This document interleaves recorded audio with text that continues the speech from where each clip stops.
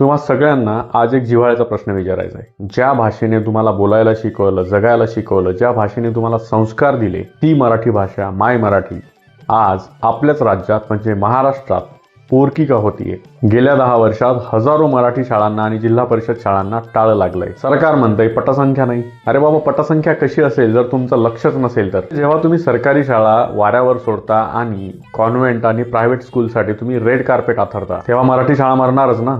तुम्ही तुमच्या मुलांना कॉन्व्हेंटमध्ये पाठवून त्यांचं भविष्य उजळवताय की त्यांचं मूळ कापून त्यांना आपल्या मूळ संस्कृतीपासून दूर करताय. आणि मला असं वाटतं की जेवढं सरकार जबाबदार आहे मराठी आणि जिल्हा परिषद शाळा बंद पडण्यासाठी, तेवढेच जबाबदार आजकालचे पालक लोक आहेत.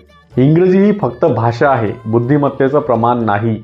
मुलं जेव्हा मम्मी डॅडी म्हणतात, तुम्हाला असं वाटतं की तुमचं स्टेटस वाढतंय, पण आई बाबामध्ये जो जिव्हाळा आहे तो जिव्हाळा कॉन्व्हेंटच्या फीमध्ये मिळत नाही. मराठी शाळेत शिकणारी मुलं कधीच मागे पडलेली नाही आहेत आणि ना पडणार कधी. मराठी शाळांना कमी लेखणारे पालक ह्यांचे विचार मागे पडत आहेत. आणि परक्या भाषेच्या ओझ्याखाली तुमच्या मुलाचं बालपण दबण्यापेक्षा त्याला आपल्या मातृभाषेतून शिकू द्या ना.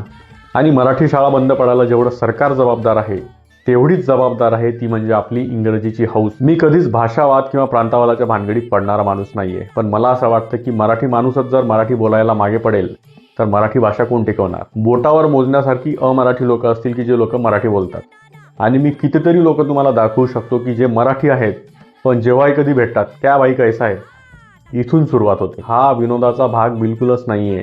कारण आज आपण जर मराठीला महत्त्व नाही दिलं तर येणाऱ्या काळात जर कोणी एखादा माणूस मराठी बोलताना दिसला तर लोक त्याच्याकडे कुतूहलाने पाहतील की अरे बापरे, याला मराठी बोलता येतं. ही जर वेळ तुम्हाला येऊ द्यायची नसेल तर मराठीसाठी उभे राहा आणि मराठीवरच ठाम राहा. जय महाराष्ट्र.